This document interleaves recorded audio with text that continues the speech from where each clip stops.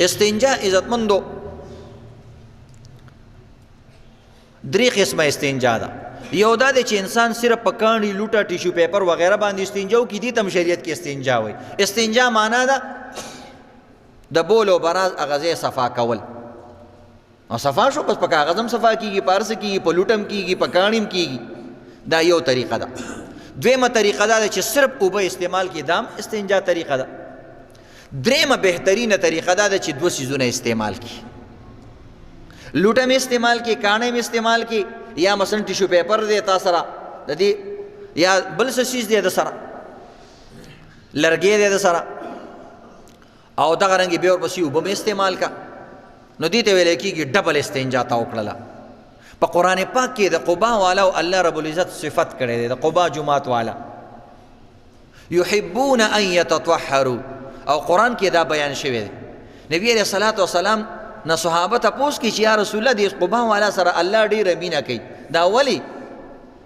ویل دا د دې وجې نه چې دوی استنجا په دوو طریقو سره کوي، نو ځکه د دوی طهارت سره ډېره مینه ده. دوی طهارت کې ډېره مبالغه کوي، ځان سم صفا کوي، پهله په خاور هم ځان صفا کوي، بیا په اوبو ځان صفا کوي. یحبون ان یتطهروا، دوی طهارت سره مینه کوي، نو الله دوی سره مینه کوي. نو د دې وجې نه که دواړه استنجا وشي بهتره ده، خو که چې نشته نو شکونه مه کوه.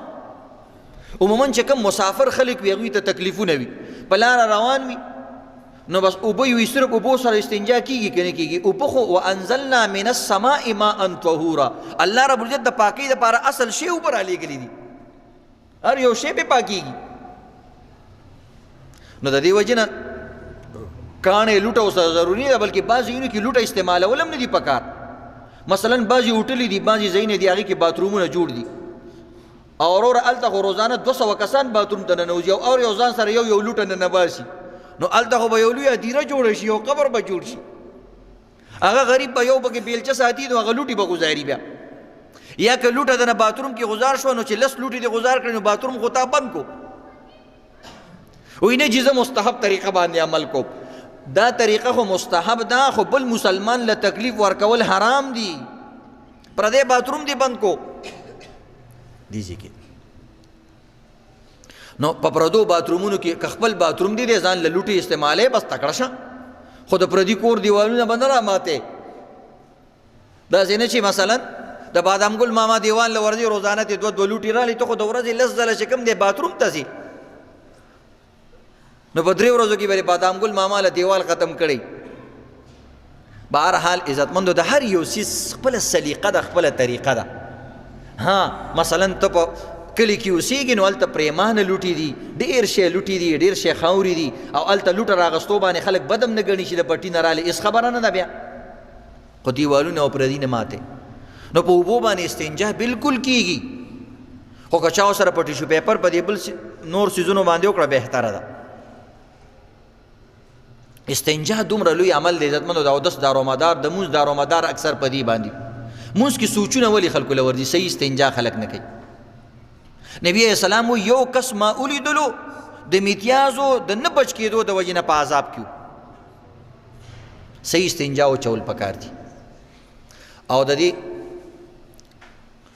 کوشش کول پکار دي. نو بهرحال 3 قسمه استنجا ده. بعض وخت کې عزتمندو استنجا کول ضروري نه، زمون خلک یې ضروري کړي.